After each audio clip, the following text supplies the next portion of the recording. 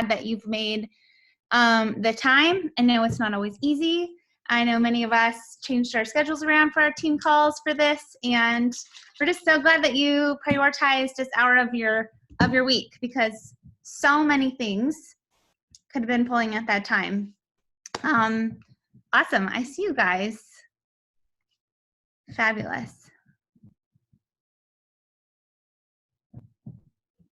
I see Forward Fitness, Spartan Nation, Bold Fitness, Epic Empire, Heart and Hustle. Awesome. Okay, keep those intros coming. We're going to go ahead and Wild Brain. That's my team. All right, we're going to go ahead and get this party started, because I want to make sure that we maximize this time together. Hello, I'm Jamie Sheppard, and I have the butterfly in my stomach honor to kick us off. I don't know why I volunteered to go first, because they have been a nervous wreck, but I am excited to do that. I guess that was always me in school, where I was like, I'll just do the project first and get done with it. But we have an awesome lineup from this Tuesday through the end of the year, you guys. I'm sure you've heard all about it, but every Tuesday night we will be going live with other Superstar Diamond leaders of our team, of our network, and sharing some wisdom, some lovely pearls. We do have 2 weeks that will be on Monday nights. It's when they are right before Christmas Eve. So just keep your eyes open for that schedule change in your team pages. So, all right, I still see everyone checking in here, and we've still got space. I think this call max is out at 500, so rally your people and get them here. I'm going to talk tonight about failure and kind of rising up and leaning into this last 2 months of the year. So I've got some slides to keep me focused. I'm going to go ahead and share my screen now for that. And I really want to talk about prospering where you're planted. I think that it's really easy to get stuck, get overwhelmed, get unsure about what you want to do with this business, and get in comparison mode. And this isn't the time of the year to really let that take root. This is the time to really lean in and go for it, whatever that goal is. I know right now this is the season where a lot of people are swinging for the fences and pushing. Your teams are pushing for elite, for premier, for team leader. Maybe you're pushing for that diamond goal, and that's exciting, you guys. That is so exciting. It also can feel sometimes, I know, a little defeating for folks who felt like they've given it their all and we're out of time. And guess what? We are not out of time, and that's what I want my big takeaway tonight to be. I have kept, this quote has resurfaced several times in the last couple months of my life, so I wanted to kick off with that. When is the best time to plant a tree? Well, 20 years ago. When is the second best time? Right now. So you guys have already been planted. You are here because you have been soaking up knowledge. You have been growing as a coach. You've been growing as a leader. And regardless of where you're at in pursuit of your bigger goals, it is time right now to lean in and take that action. A little bit about me. I'm not going to go too much into my story, but I've been coaching for a little over 6 years. Our team, Wild Rain Collective, is a 5-time elite team. I don't have any 2-legged children, but I have a lot of 4-legged children with rescue dogs and cats. I live in Central Oregon in Bend, which is a beautiful high desert destination spot that pretty much half of California has moved to over the last few years. And we have a really fun, dorky, rad, adventurous group of coaches that I get to do this business with. My husband is also a Jamie, and he is a professional para triathlete heading to the Paralympics next year. So we have a pretty busy life with animals and training for triathlon, and we both have opened kind of some local businesses this year as well. And nothing brings me as much joy as this, as Beachbody, as mentoring and training other coaches, and growing this business. I grew up in the military, and I'm pretty much the opposite polar end of the spectrum from my very military family. I kind of ended up being pretty liberal and crunchy. I went to school to be a school counselor. I got my master's in school counseling, and that's what I spent 12 years doing. When I found coaching, or when coaching found me, I was working 80 to 90 hours a week. I was waiting tables nights and weekends. I taught a kids yoga program. And I also worked in public education, which isn't a 9-to-5 check, punch the clock and leave job. It's a pretty all-consuming job. I didn't have any experience with Beachbody. I had never done a home fitness program. I didn't really want to drink a shake. I kind of had all the objections. Yeah, I was so desperate to change my life. I was probably the world's easiest sign up. I just jumped right in. And then I did nothing. But I figured it out, and I want to share a little bit of that story with you guys tonight, because I often feel and believe that if I could figure this out, who came in with no social media, I came in with no business background, and with no confidence really, or a success story, and just failed my way forward, and continue 6 years in to fail my way forward, even as a 5-time elite coach and leading a 5-time elite team and a superstar team. I feel like my common denominator is that every single success check mark has been because I failed my way into it. And so, but yet I spent most of my life before coaching avoiding things that I felt like I would fail at.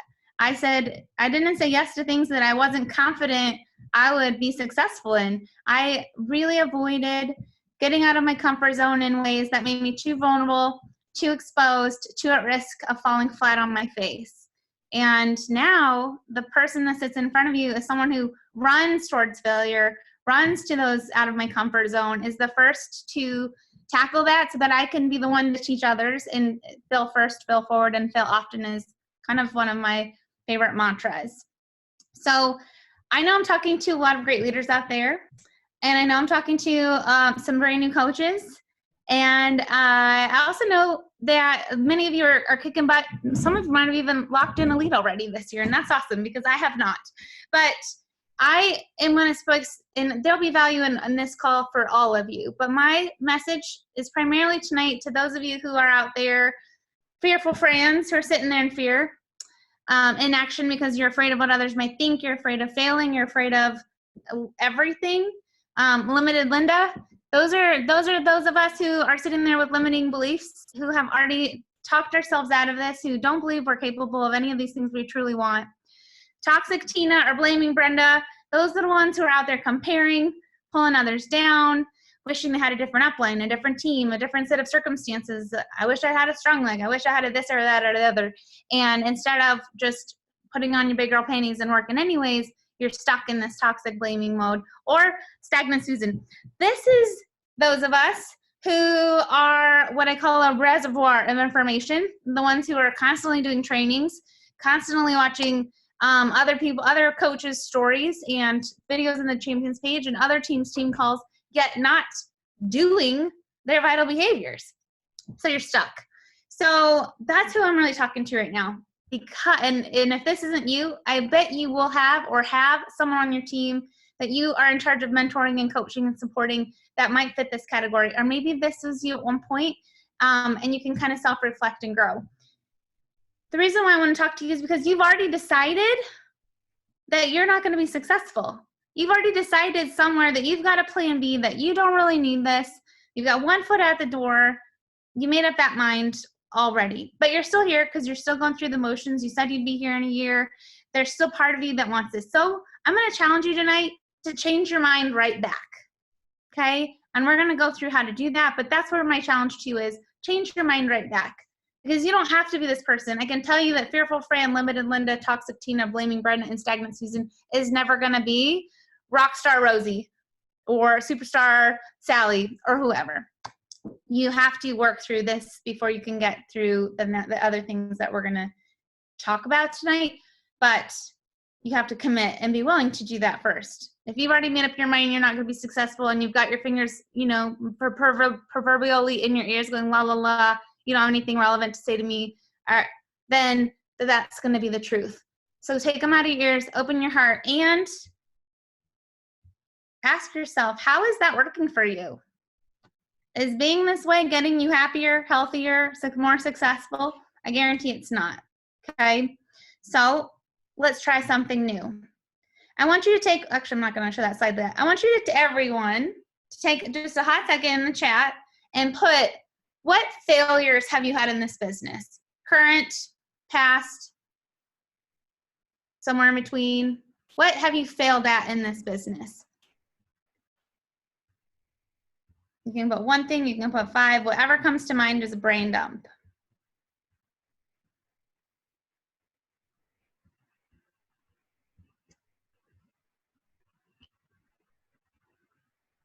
I love it. I love the honesty here.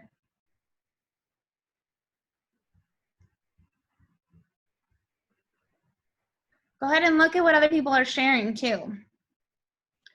You're failing at inviting, you're failing at Success Club, you're failing at never getting to elite, failing at taking action, dropping your rank. Look at this, you guys. So many people. Now, keep going, but ask yourself, how have you ever had any of these failures and felt like you were alone? Like you're the only one who probably is struggling with this, and everyone around you is being successful, right? We suffer in silence, but every single one of us have felt these things. So I made this list a while back about failure in our world, right? You know, we go through life, many seasons of life before we ever get to Beachbody and expect that failure is going to come. We expect that we're going to struggle in school at times. We're going to have hard days at jobs. It's going to be hard parenting sometimes. Like, we don't go and run and hide and give up when things are struggling in other aspects of our life, but somehow, somewhere, because of the personal aspect of owning our own business, when there's this failure piece, we let that become our identity sometimes. And so I made this list, and a lot of what you guys just put in the chat is on this list, you guys. But this isn't your list, this is my list. This was a list that I created when I sat down and said, what are all the things I failed at in this business? I've had unsupportive partners. I have had coaches cancel. I have missed Success Club. I was not a success starter. I couldn't get my family to drink a shake to save my life for several years. I struggle with social media. I've had challenge groups flop. All of it. This is my list. But it didn't ever define me, and I never let it stop me or hold me hostage.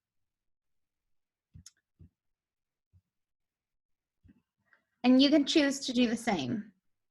What I want you to know is that no one here is rooting for you to fail. I had this thought earlier today as I was like feeling really nervous about leading this call, and I got really kind of anxious in my tummy, and I was like, these are my peers. These are some of the women that have taught me how to do this business that I've looked up to from the very beginning, that I admire more than anything in the world. And I'm like, well, they're not rooting for you to fail, Jane. They're going to be supportive no matter how much you flub up or if this goes perfectly or not. And I believe that this is such a universal truth for our entire business. No one is rooting for you to fail. You've got this champion, this 300 people plus everyone else not on this call rooting for your success. How amazing is that? So whatever you're coming into this call with, let it go. Forgive yourself for it. Give yourself grace for it. Commit from this point forward to stop being a river, to stop being a reservoir, and then be a river. Those tiny drops of rain are what carved the Grand Canyon, you guys. Be a river of information and carve out the reality you want for yourself. And commit to failing forward. Failure is going to be inevitable. It is absolutely going to happen, okay? And you have to fail forward. Not next year, right now. The action, the work, the effort, the showing up, the energy, the pizzazz, it all has to start right now. And what if you did start right now? What if you did let go of all that and you just went all in and you failed forward, you failed first, you failed often, and you grew that rhino skin? What if any of these things happen? What if you quit your full-time job? What if you led your life with positivity and gratitude every day? What if you drank your shake every day for the next year and you were the healthiest you've ever been? What if you hit those rank goals and you hit those financial goals and you changed the life for your family? What if? Could you imagine? And when you can't imagine or we get stuck, there's a difference between, it's where our mindset gets stuck, right? It's either in a fixed mindset or a growth mindset. And you're one or the other. It's a black and white thing, in my opinion and in my belief. And a lot of people that are stuck, that let those failures identify them, that let them crumble them, that let them crumble them ourselves. We're stuck in this fixed mindset. Okay, it's static. It will not change. It's locked down. It is going to go through life avoiding failure, trying to look smart and hide the fact that you don't have all the answers, so you might just lie or BS your way through it. It's going to avoid those challenges. You're going to stick to what you're comfortable with. Anytime someone gives feedback or criticism, it's like the end of you, and you don't ever change or improve. You guys, this was me. I used to think, I didn't think it was, but this was me before I started coaching. And coaching has given me this, the most transformative piece of this business for me has been what it's done for my mind and my outlook and how I move through the world. And I actively choose a growth mindset every day. And that looks like constantly learning, confronting uncertainty, embracing challenges, failing courageously, putting a lot of effort in to learn, and taking feedback and criticism as an opportunity to grow and do better. I actively crave feedback now because I know that it's going to be the thing that helps me do better the next time for you, for myself, for my family, for my team. And it's a belief that my potential is unknown. It's limitless. And you can choose, you guys. You can choose right now. Do you want a fixed mindset or growth? Put it in the chat. I have a growth mindset. If you want an active, like, belief system, like, own the growth mindset. State it in the affirmative. State it in the present. Even if you're not there yet, actively own that by starting to train your brain right now. I see those chats coming. Good job. Keep it going. And here I was, 2 months into coaching, 6 years ago, my first Super Saturday, and I felt like a big fat failure. I had never helped anyone get signed up. I hadn't hit Success Club. I actually didn't even know what Success Club was at the time. I hadn't done any programs. I'd flunked out of T25. And I, 2 days before, had said, I don't know if I'm meant for this coaching thing. How much time should I give it? But yet I showed up. I came to Super Saturday. I opened my heart, and I'm not a quitter. And I chose from that day forward to look at every step I took forward as a success, as a step forward towards the goals that I wanted, as a catalyst to set goals, because I didn't know how to do that. But yeah, I came into that with this idea that I had already defined my failure. I'd already, like, limited my success abilities to this. But yet I was showing up. So instead of looking at that, I said, good job showing up, even though you felt like this today. Good job leaning in and opening up to this opportunity, this community, even though you didn't think you would fit in. And that's how we can retrain that in an instant. I already kind of said those failures on this list were the failures that I have. And it's not just one time. These are failures that I still experience. And so growth mindset looks like, instead of saying, I made a mistake, mistakes help me learn. Okay, this is too hard. That's okay. This may take some time and effort. Instead of saying giving up, I give up, saying, let me try it a different way. Change your words, change that message in your mind, and you will change your mindset. It has to be you doing it, though. You are driving your ship, right? You're the only one that can control that messaging in your brain. And tapping into that neuroplasticity, our brain is this flexible, awesome creature, this muscle that you can retrain just like any other muscle in your body by that, how you're feeding it. So make that choice. So I wanted to tell you guys a story, and this is what kind of was the impetus for me taking this topic tonight. Was my first year taking our team elite was back, my first full year of coaching was 2014. So I started in August of 2013 and just jumped right in. February we hit diamond, and I don't know if you can really see these numbers, but I'll just break it down to you. This is what our old point system looked like. But by March of that year, I was ranked 483. I was a diamond coach, and I had 12 elite points. At Summit that year, after Summit that year, I had achieved 2-star. I was still diamond, and I had 88 points. So I had a lot of growth around Summit. We had some growth. People came to my first Summit, but I still wasn't quite there. About a month or two later, I got to 2-star diamond, and I was feeling really good. I was feeling really optimistic. All year long, from March on, I had said, we're going to be an elite team. I want to be an elite coach. I didn't know what that meant.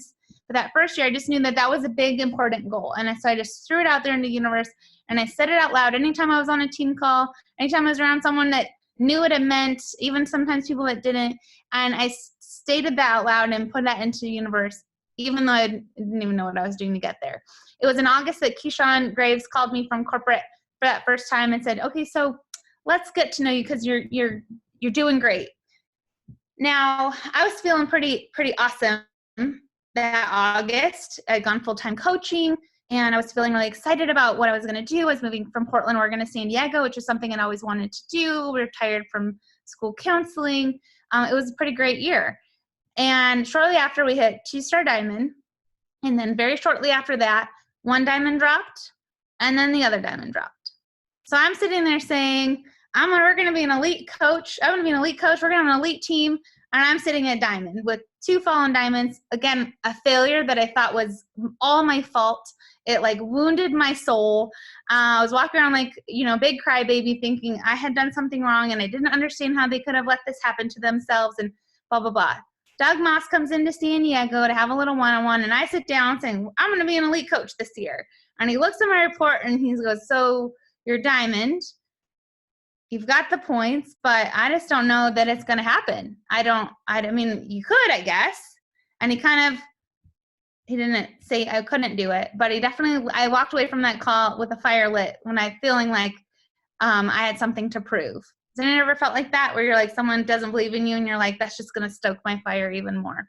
So that was the beginning of November, you guys. That was this time 5 years ago, this week, 5 years ago. Fallen 2-star diamond saying, I'm going to be an elite coach. We're going to be an elite team. And I knew that I had to wake up Thanksgiving morning, 5-star qualifying, and holding that to the rest of the year in order to hit that goal. Now, you guys, we did it. We ended that year 6-star diamond team, 254 elite points, and I don't know what rank we were in the company, 87 in the company. Again, that was 5 years ago, but it took me committing after that, walking away from that meeting with Doug Moss, going, okay, I'm going to have to figure out what I need to do. I'm going to go all in, and I'm going to be relentless about this. I'm going to break down exactly kind of what that took and how this would apply and what this would mean to you. Because I went into this just throwing spaghetti at the wall to see what stick, but it didn't, and it got me to that point, but it wasn't until I kind of cranked it down and got really focused and specific about what I needed to do with my team in order to get there. And that's where a lot of you guys are at right now, right? You've said all year you have these goals. I'm not saying they're elite. I'm not saying they're premier. There's no right or wrong. Whatever your goals are, what I want you to know is it's not time to back off from them. It isn't time to give up on them. This is the time to show the universe, to show your team, to show your followers, to show yourself that you mean what you say when you set those goals. And you can move mountains in such a short amount of time in this business with that belief and that effort. So what it'll take is positivity, power, professionalism, persistence, patience, trusting the process, productivity, preparation, and passion. I'll go through this a little bit. Before I do that, are you guys still with me? I can't really see your faces. Thumbs up if you guys are still with me. Okay, or put it in the chat. Awesome. Okay, so we're gonna go into this. I'm gonna go through these fast because they're not super hard. You guys are basically doing the 4 vital behaviors, but doing them with a specific energy. Positivity. If you're gonna go into the next 2 months going, oh, I tried my best and it's too bad we didn't make it, you've already given up. You've already phoned it in. Go into this with this positive attitude that faith it till you make it, not fake it till you make it, faith it till you make it, and go into this as if you've already reached that goal so that everything that you're doing is going to carry you to it. That might mean that you have to hook up that personal development IV and listen to that all the time. There's going to be roadblocks. There's going to be hurdles. There's always going to be the suck in life and in business. It is completely up to you how you deal with it, how you respond to it. I went to New York City for a seminar in June, and it was super excited. It was going to be a yoga workshop, and we're going to do photo shoots and all these fun things. And I had all this whole luggage full of cute clothes of spending the week a couple of days in New York City and going shopping and seeing plays. And guess what? My luggage never made it there. I had planned, which I'm not a planner, all my New York City outfits, my yoga workshop clothes, and they decided to go to Minnesota instead of New York. And I could have been upset. I could have let it ruin my trip. And someone else who her bags didn't also, that I was in the luggage office with in Newark, and they were having meltdowns and this ruined everything. And I chose instead what I call lemonade mindset is okay, we'll figure it out. Guess what? I got to end up going shopping on Alaska Airlines tab. That was kind of fun. New York City shopping spree paid by Alaska Airlines. Flip it. Find those things, and how can this turn be a stepping stone instead of a roadblock? Okay. Protecting that mindset is key. I know there are the folks out there that we love, that are teammates, that are friends, but this is business, okay? We are not here to braid hair and sing Kumbaya and to gossip and be negative. This is, if those people are in your business, if those people are in your life, in your message inbox, you are not going to get your goal if you let them take your time and energy. Protect that mindset. You're here to have success partners, not excuse partners. And if people are filling your inbox and filling your mind with drama and negativity, it will pull you down. You have to put your CEO pants on and set boundaries. Okay, you know what we're talking about. Those are the people that are committed to a fixed mindset, not a growth mindset. And that is where you have to intentionally set that boundary for yourself. Doesn't mean you can't love them and support them, but it doesn't mean they get to be in your car as you're driving. All right, power. What do I mean by power? You have the power. Think of Wizard of Oz. You've had the power all along, my dear. You have the power to do whatever you want in this business, in this life. The only thing you can control, though, is you. How many of us are out there trying to control our coaches and control our clients and control the outcome, all these things that we have no control about? We have control over one thing, that is ourselves. Okay, it is easier to give birth than raise the dead. The best gift you can give to your existing team, whether they're performing or not, is to bring on new people, fresh blood, fresh energy. Think about in real life. You can give birth. You cannot raise the dead. Do the same in your business. How many of you, raise your hand if you are helicoptering coaches that say they're going to do something and never do, and you're just hoping and praying they're going to get to that emerald. If they just do that one thing, then you'll get to where you need to go. And then you've given them all of the control of your destiny. You've given them all the control of your success.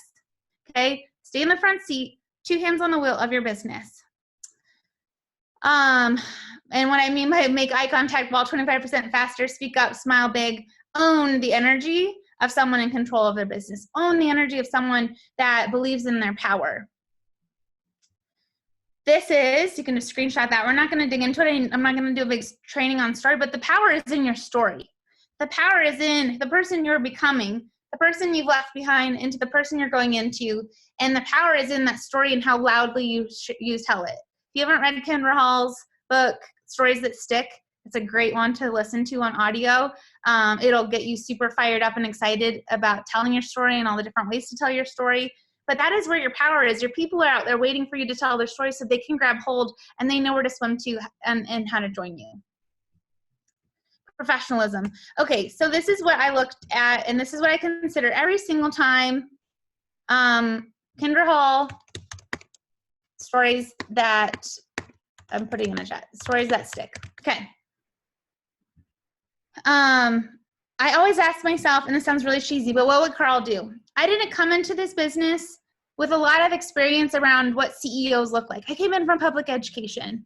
A lot of the restaurants I worked at were, if they were privately owned, the CEO was not always the nicest, best person, or they were corporate owned, right? So we just had general managers.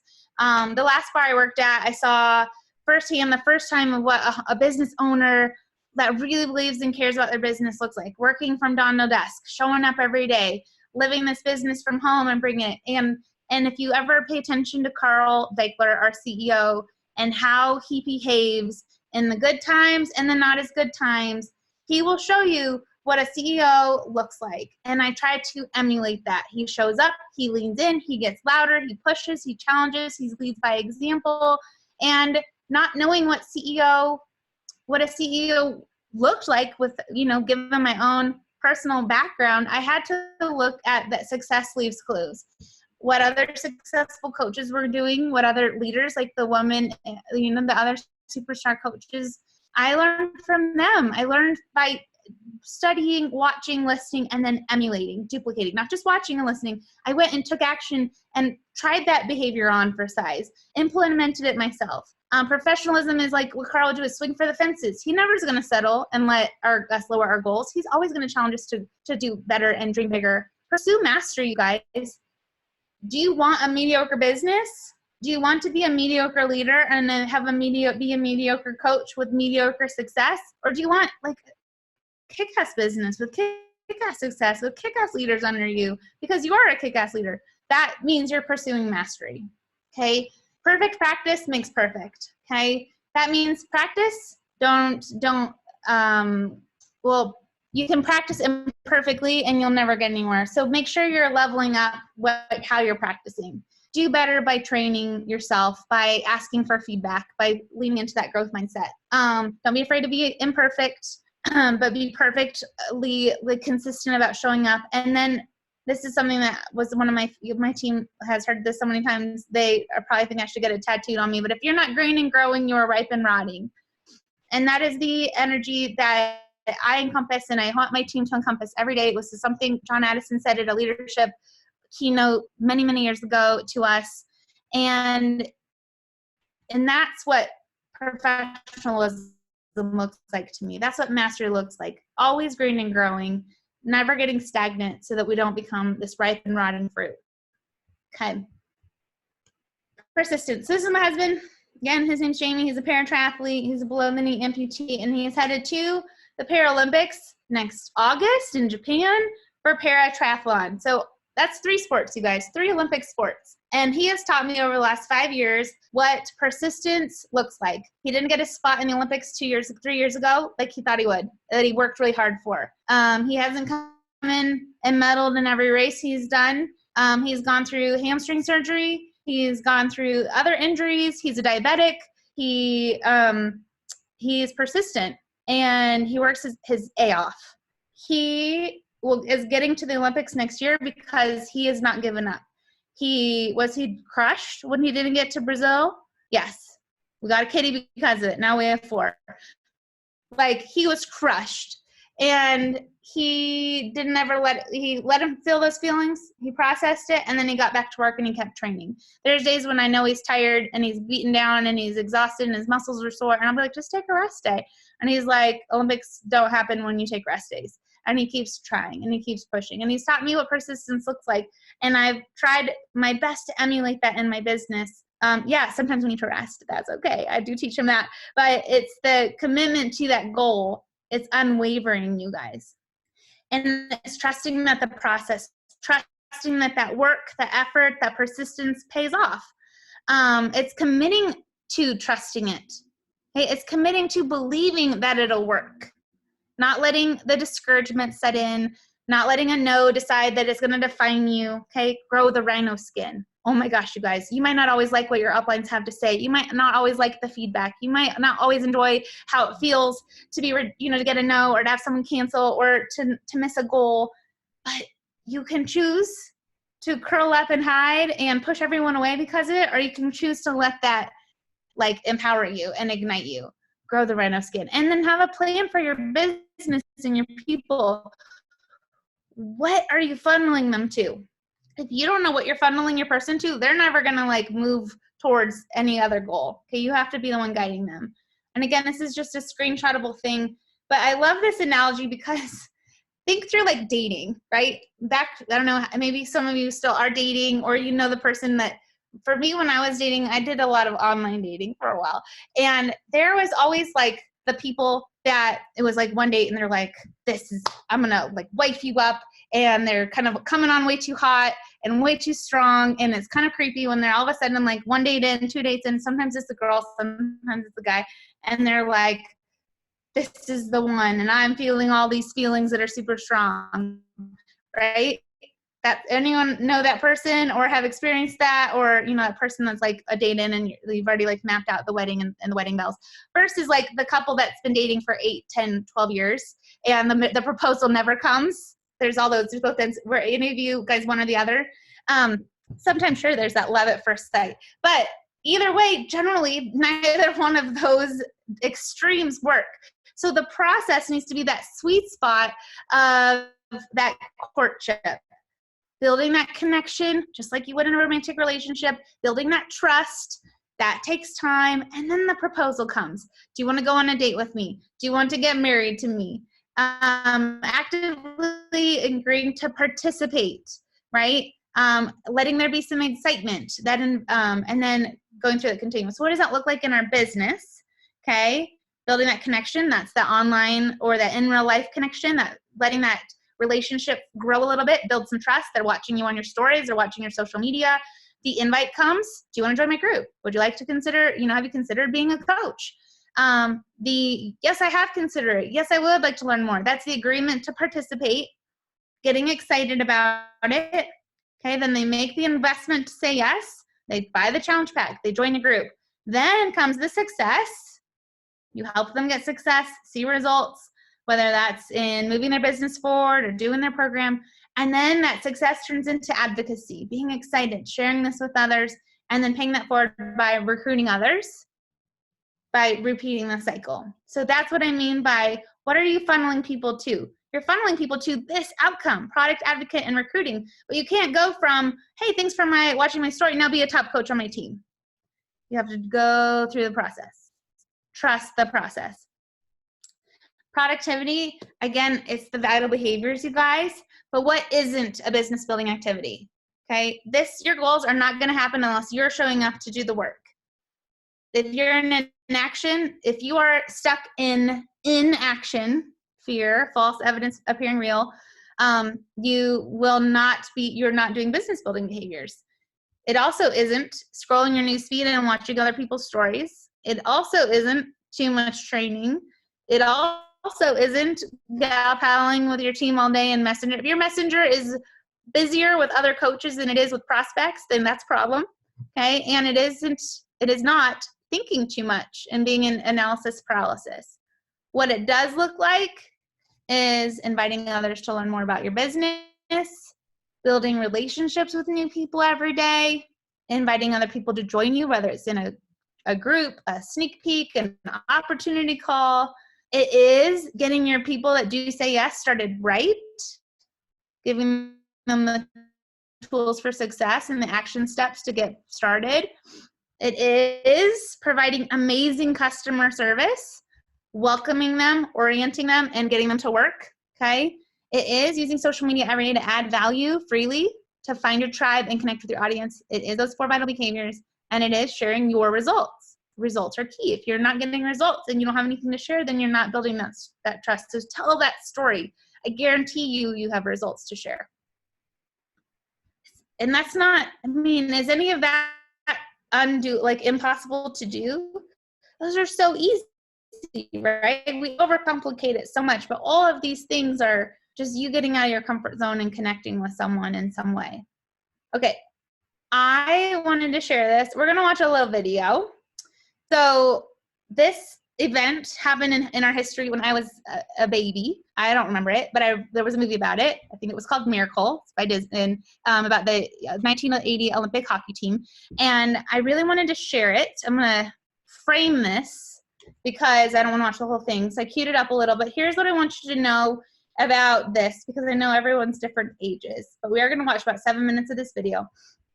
So what I want you to know is that so in 1980, we were about five years post-Vietnam, right? So we had lost that war. Our country was very divided politically. Jimmy Carter was president. He was not in favor. Patriotism was not at an all-time high. The Iran hostage crisis, where there was 50-something Americans held hostage in Iran. The Cold War was at its peak. Soviets were in Afghanistan, some parallels to where we're at now. I see a lot of parallels. But regardless, this wasn't America was not rah, go red, white, and blue. They were in the Olympics, which were held here. It was in Lake Placid, whereas the Olympics that year. And they were playing. The men's hockey team was just a ragtag bunch of college kids that had been pulled out of hockey teams from all over the country. They'd been playing together for about 7 months, and this was their first time ever performing as a team. They were playing the Soviets, who had never lost in 20 years or something like that. So they were playing this undefeated team of professionals who they did full time forever. That was their career, was playing hockey. So they came into this game, and they, of course, wanted to win, but I think everyone assumed, even Russia assumed, they were just going to cream this. So We're going to watch and talk about this in just a second. Get off the American defenseman, and the Soviets take the lead 2-1. We were way stronger. Nobody ever doubted that. We were professionals, and they were just students. These guys obviously had played together for years and years, and they were a machine. We had a bunch of college kids, ages 19, 20, 21, taking on this professional team. You know, if it's only like 3-1, that's about all we can ask for. I'm sick and tired of hearing about what a great hockey team the Soviets Long shot.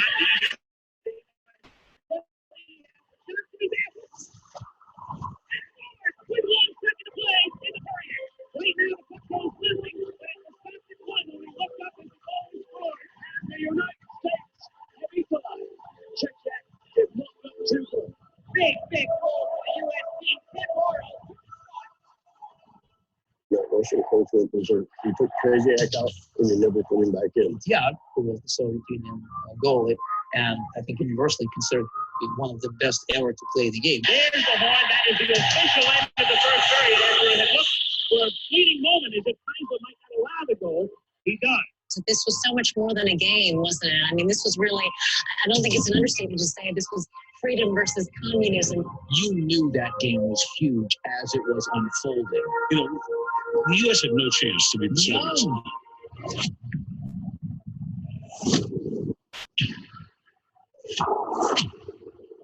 The Soviets dominated the play because they outshot the U.S. 39-16. Up ahead to Malzev. Malzev on a breakaway.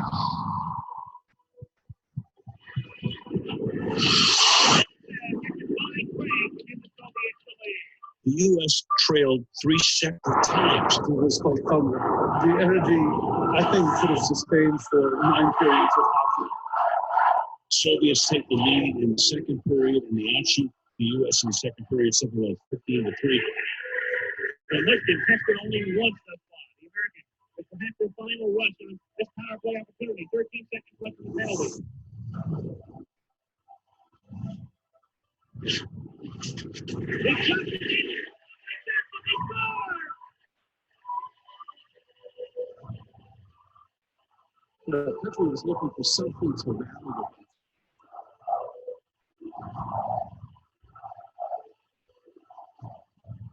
Down there for earthquakes. That may have been rockier in San Francisco. And all of a sudden it's 3-3 and the place is going crazy. What are we seeing here? Can this really be? Well, here's where the game becomes a little bit painful. The 1980s have been won.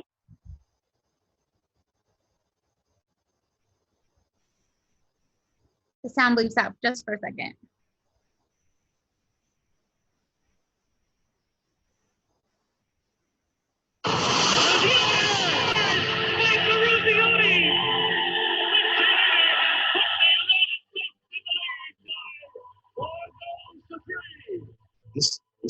This young team, this fuzzy cheek group.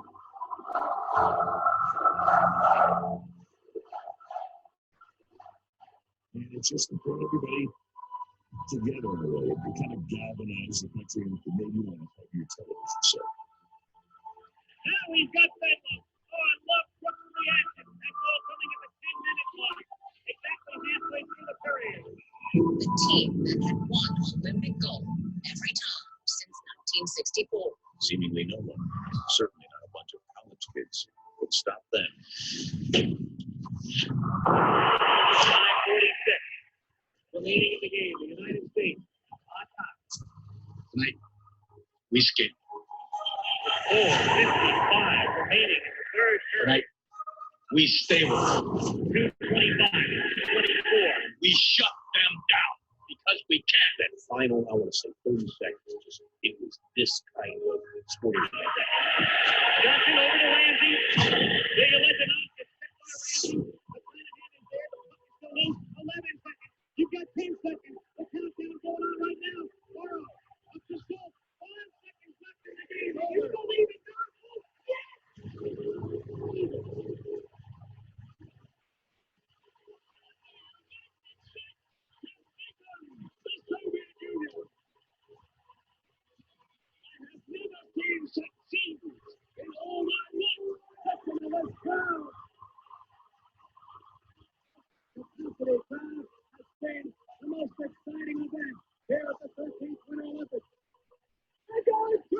out there and jumping up and down, while the Russians, on the other hand, are just standing quietly at their own goal line.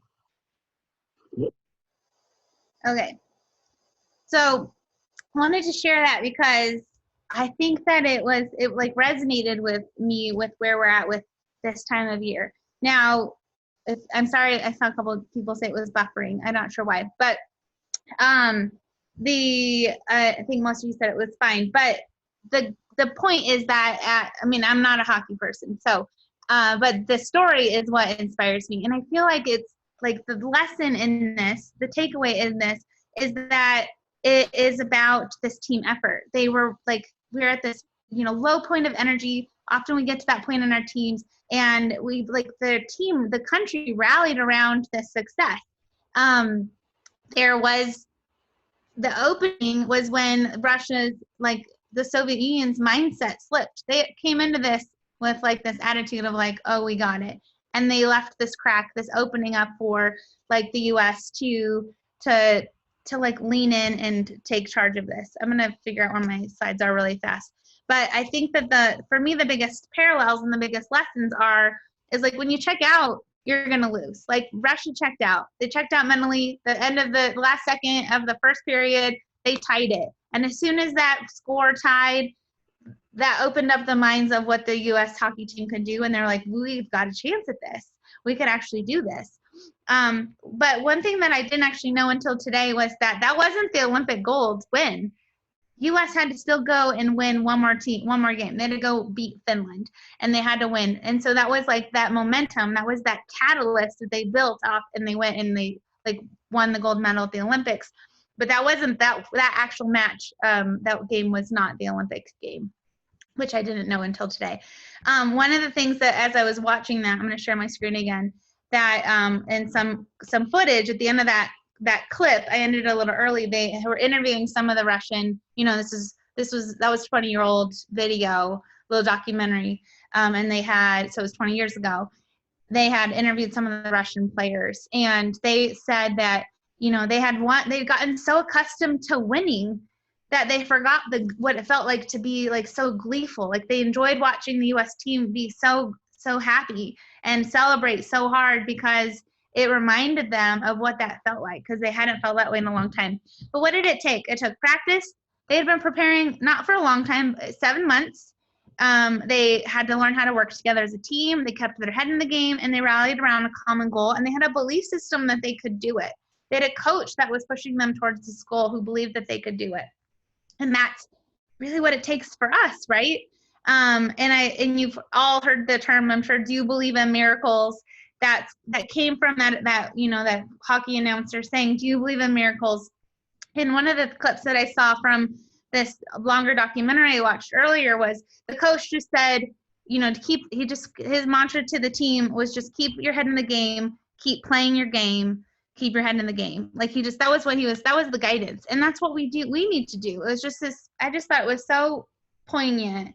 And it's that passion. It's like that giving that passion and being passionate about what we believe in, what they believed in. They were fighting for gold medal. They're fighting for, but it became so much more than a gold medal. It became something that our country rallied around and celebrated and united over. And I think that we lose sight of the bigger picture of what we can do with this. We have this platform to get healthy, help others get healthy, earn freedom in our life. And that's where it starts, but it can be such a bigger platform to be passionate about. But if you're not excited and if you're not passionate, then no one's going to be excited to join you. That wasn't a game that was like it was live on television. That wasn't kind of done back then. And it wasn't supposed to be a popular event. So everyone watched that in replay. But that got sure enough, after everyone heard about that win, the Finland game was streamed. It was like, live on television. That you couldn't get tickets to that match.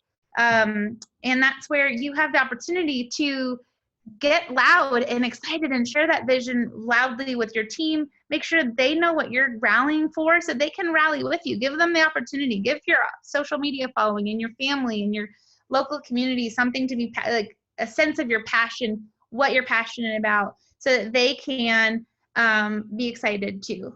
And focus on what brings you joy. I really think that if you do nothing in the next 2 months, be passionate and joyful in this business, and that will, that often that's our strengths. So strengthen those strengths, lean into those strengths, and then be patient with that. Be relentless about it, but be patient and don't let those no's and those little roadblocks discourage you.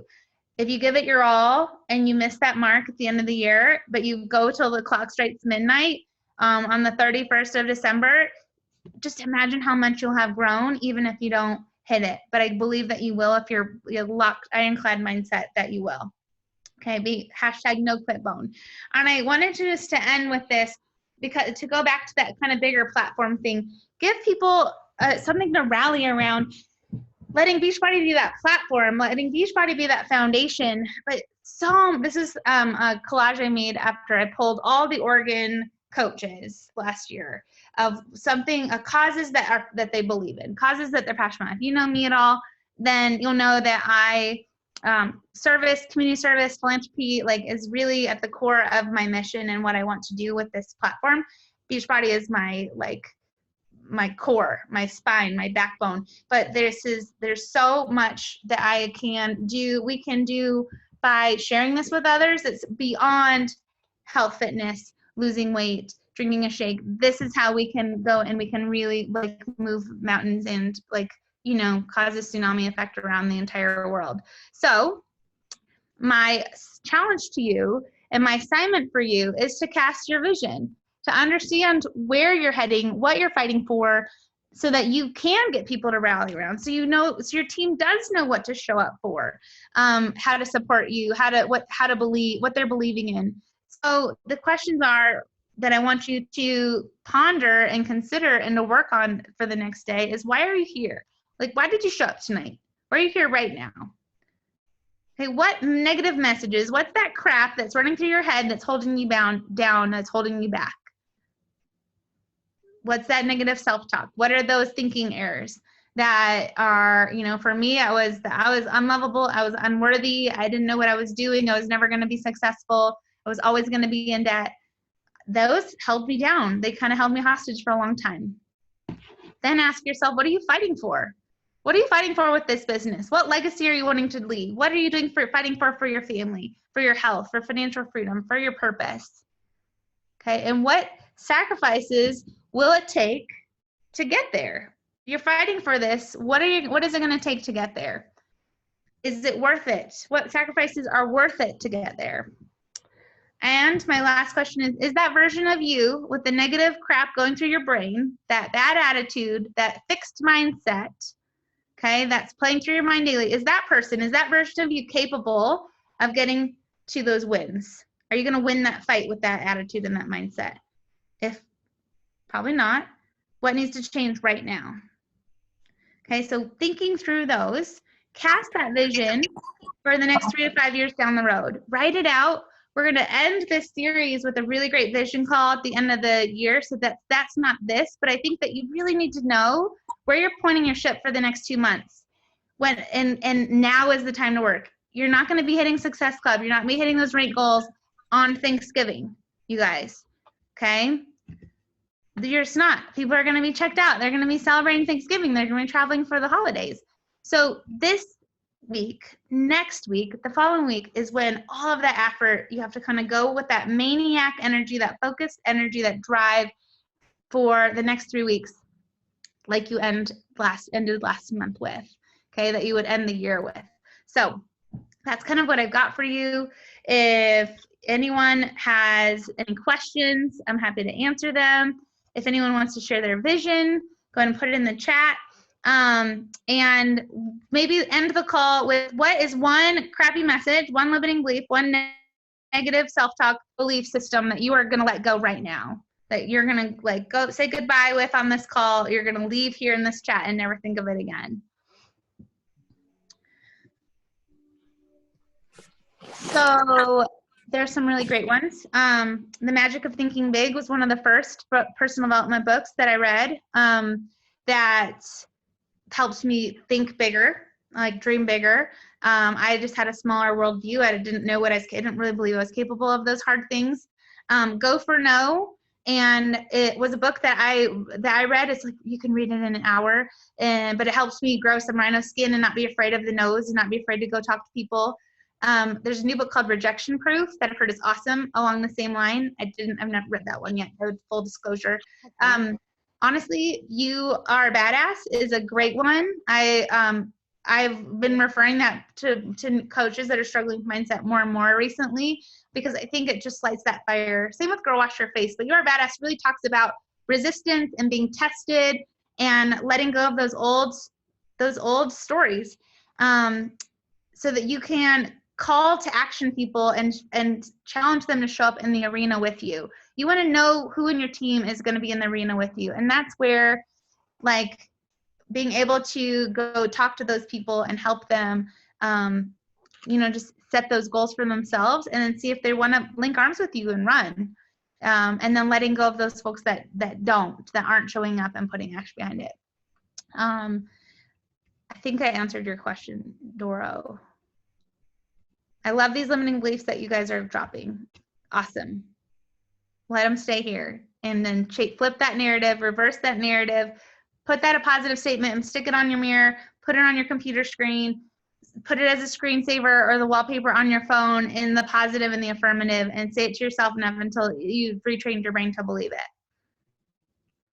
Okay.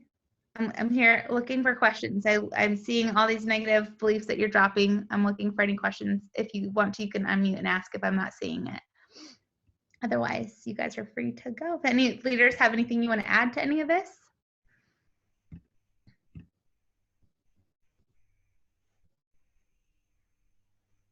If you're wanting leadership, PD, anything John Maxwell has been awesome.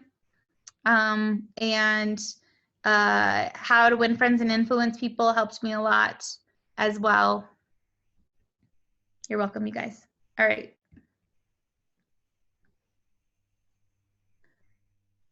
What topics out of Beachbody should we talk about more to attract people? Amanda, do you want to unmute and explain that a little bit more in detail? I'm not sure I understand the question.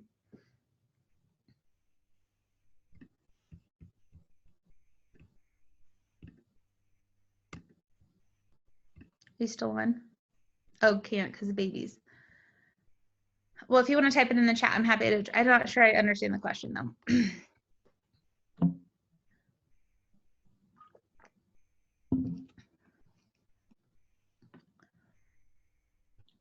Kinley, my advice for a new coach who wants to go all in and start building their team is to get in your inbox and to invite people to join your team. So, and just talk to them. The health of your business is the health of your inbox. And the more people you ask, the more you have the chance to get to yeses. And I think that would be where I'd start. And then publicly, I'd be posting about my business every day. You can make a list of things you love about coaching in your business and a list of things that maybe the objections you had before, the fears you had before that you've grown through. And then start telling those stories. Those are each individual stories. Every single thing on either of those lists, tell those stories, and you'll find those people will attract that. Talk about that in your Instagram stories too. So Amanda, okay, so those that aren't Beachbody related. So I think those would just be the things that matter to you. For me, it's the environment. It's my rescue dogs and cats. It's volunteering at a rescue farm. It's, being outside and being outdoors, being an organ girl.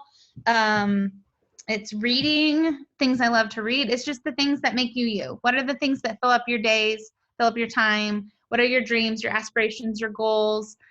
Is faith important to you? Tell us about your family. For me, it's traveling. Like, those are the things that kind of make me me, and for lack of a better terminology, like become your brand over time. Talk about your health journey. Talk about your health struggles, how you've overcome them, what your goals are, what your vision for your life is. Talk about your team and the team you're growing. What you're learning every day. As you learn something new of value in your life, share that publicly. And that's okay. Maybe I would start finding fun things to do in town. Like, go look on Facebook events. She said that children that she needs more passion. maybe go and find things on Facebook events and start saying yes to things that are out of your comfort zone that you might want to try, like a paint night or a sporting, like, you know, intramural sport, or a political talk, or a book club or something. Yeah, outside your home is good. Or there's a lot of